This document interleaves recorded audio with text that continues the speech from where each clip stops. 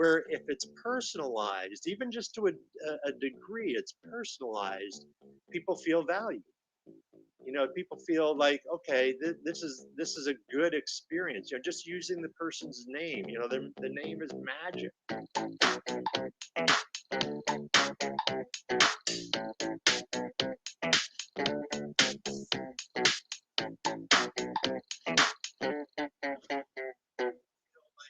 Hi, everyone. Welcome back. My name is Terrence Fox, Head of Innovation with iAdvise, and it's my absolute pleasure to be joined today by Mr. Disney, I'll call him, Dennis Snow, to talk through the Conversational Maturity Index and, of course, his perception of the toolset in building a generous and wonderful experience, excuse me. And we invited Dennis on naturally because there's a tremendous amount of synergy between what Disney has been able to create in its decades of existence, and what I mean by that is the aura, the magic behind visiting Disney, the personalization, the authenticity of the Disney experience. But at a time, naturally, when so many people are going digital, brands are required to think about the experience they're providing. Right? Consumers are hitting the websites more often than not as a starting point. So we've invited Dennis on to take a dive into the Conversational Maturity Index, his understanding of creating an excellent experience, and actually talk through each of the six pillars in the index to define what he believes would be most impactful today. So Dennis, nice to see you again. Oh, it's good to see you as well. So Dennis, let's get right into the meat of it. Okay. As known, there are six pillars to this index, and we've worked closely with Forrester on defining these and ensuring that they're meeting the demands of the 2021 consumer. But the first pillar is really all about the content, how you're engaging with your visitors, Right. the expertise, empathy, and authenticity. How have you seen that in your experience generate an impactful experience? Well, your first pillar of quality, and the definition of it is expertise, empathy, and authenticity. That really strikes to the heart of my days at Disney. The place is massive, but the guests expect you to know everything, and it's impossible. There's no way that you can know the answer to every question that guests may ask, and sometimes they just challenge you anyway. Right. But the expectation was if you didn't know the answer, you knew how to find the answer out. And Right. so that expertise was in terms of quality was critical. The empathy, people have spent their life savings on this trip to Disney World. I mean, it's no one would Mm. ever say Disney's a nonprofit organization, and Right. Right. to empathize that they're overwhelmed. They're going to try and pack everything into this condensed vacation, and to understand that they don't know everything that you know, and then the Mm. authenticity. The uh, you want people to understand that there's a connection. There's a connection between you and them, and so Right. that was trained into us. That was one of the those things were just trained into us, that's a part of the experience. Certainly the rides and shows are great, and they've got to be great, but at the same time the that experience through the expertise, the empathy, and the authenticity, or what you put under quality, Mm. are critical. Yeah, and I've always been impressed about Disney's capacity to do this at scale, which is, coming to the next topic, right? The next pillar is about Right. scalability. Yeah. We talk about the park example. This is someone's life savings, possibly. This is someone coming and looking forward to a trip with you Yeah. all year. So to have that excellent experience is one big piece, but of course, scaling that up, how do Yeah. you possibly keep that level of consistency? I think the way they scale it is they keep it simple.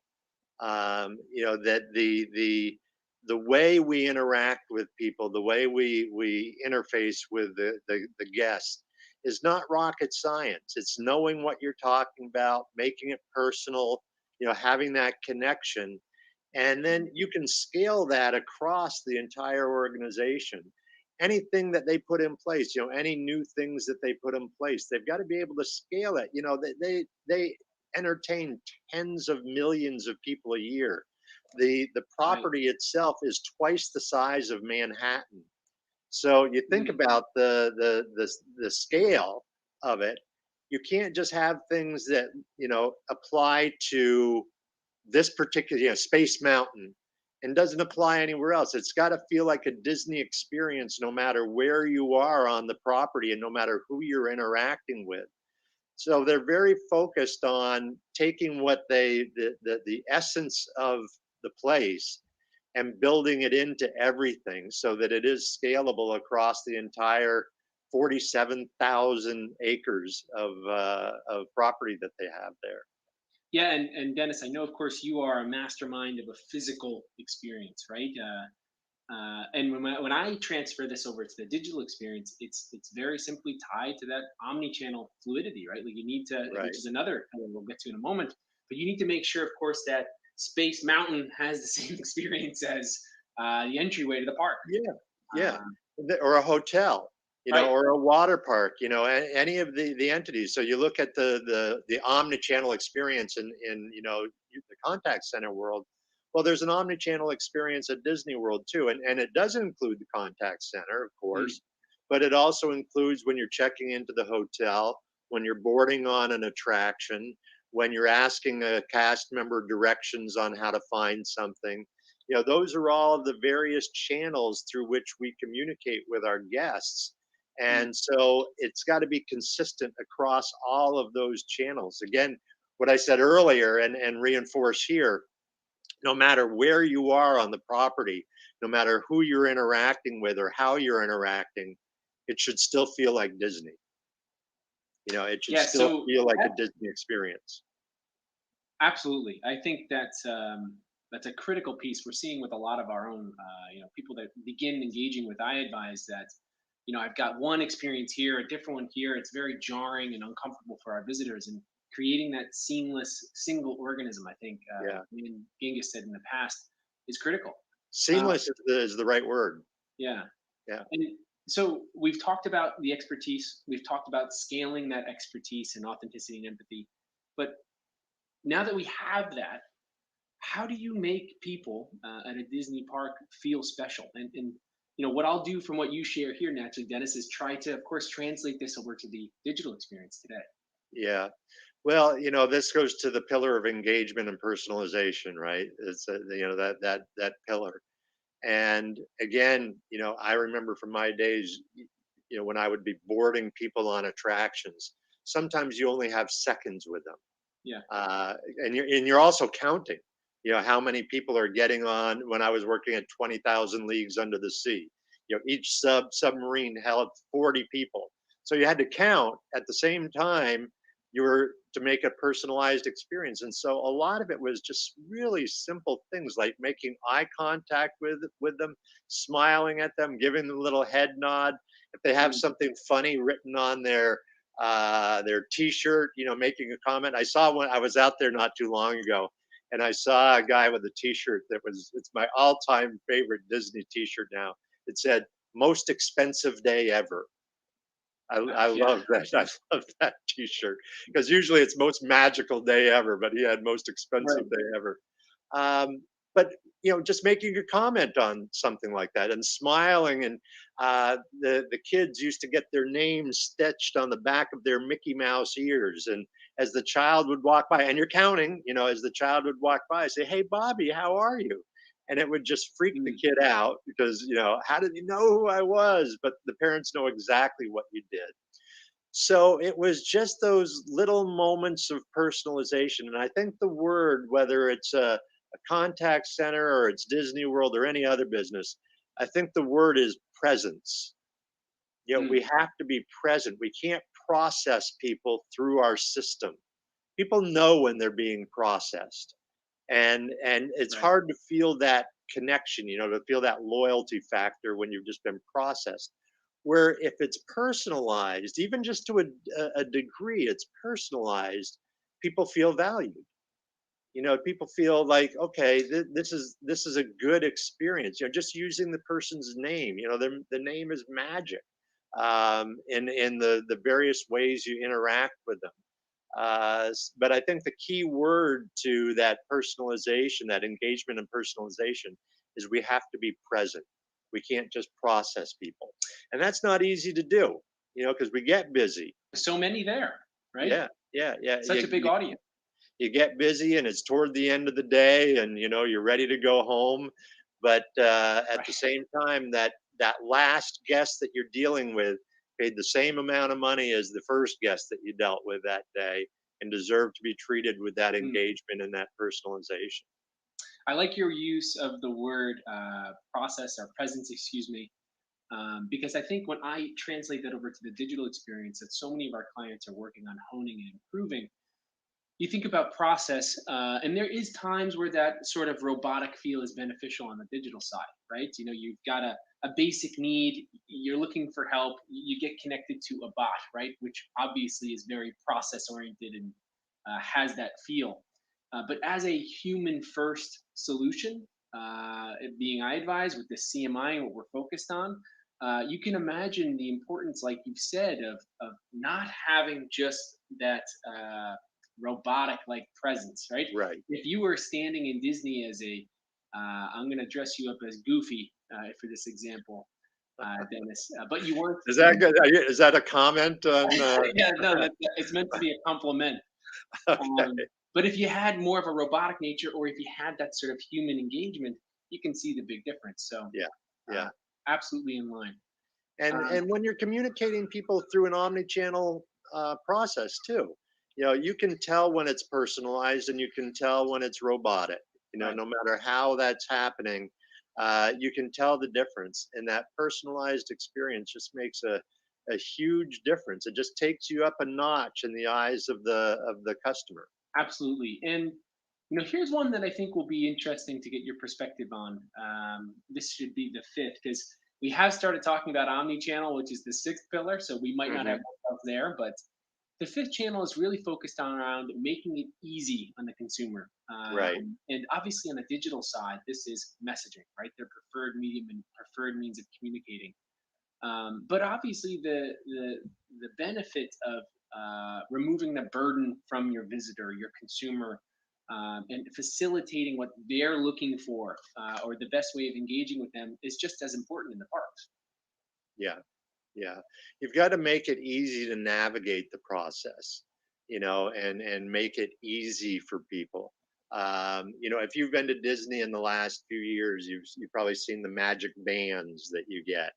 Mm, And that magic band can be used for anything from opening up your hotel room door to purchasing merchandise to the fast pass to get on the attractions to entering the park, all designed to make it easy for the guests. mm, And one of the things when I'm consulting with organizations, one of the recommendations that I give and spend a lot of time talking about is removing frustrations.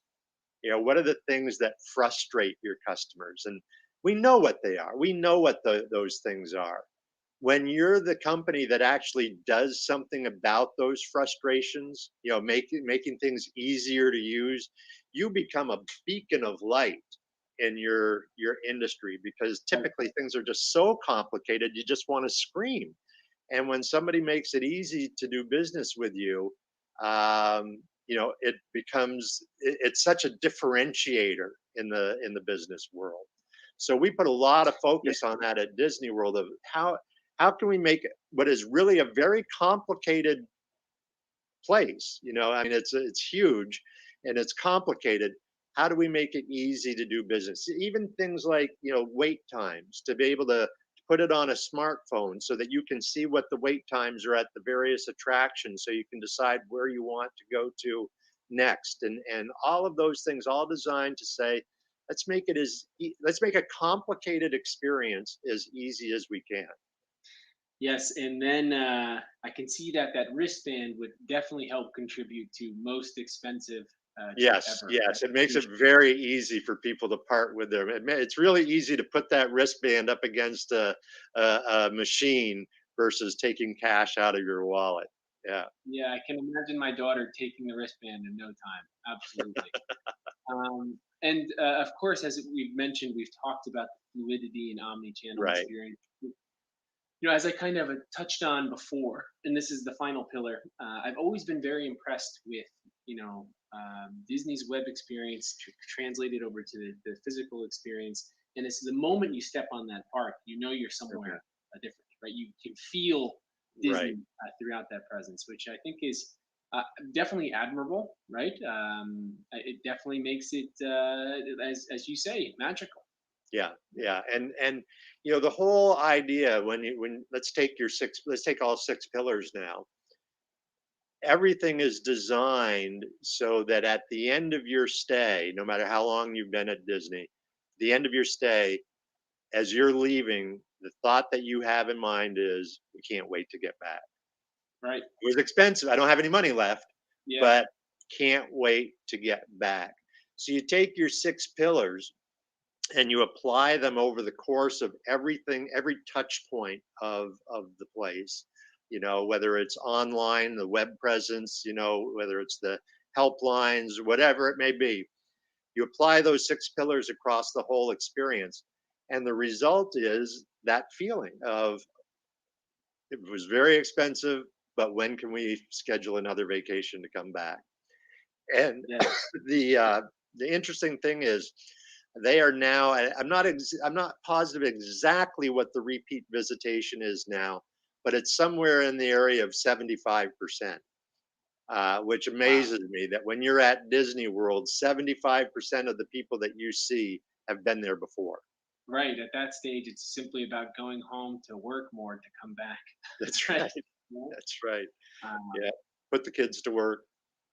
yeah, that's well, obviously wildly impressive. And it was Dennis. Thank you so much for joining us today to comb through the six pillars and the conversational maturity index. Of course, its mission is to help create that sort of magical, memorable experience Disney has mastered at the parks.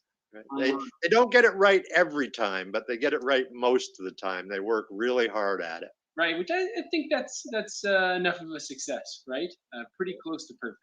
Yeah. Well, Dennis, thank you so much for joining us. Again, a pleasure to see you, and Yep. I My hope to pleasure. drag you back onto one of these in the future.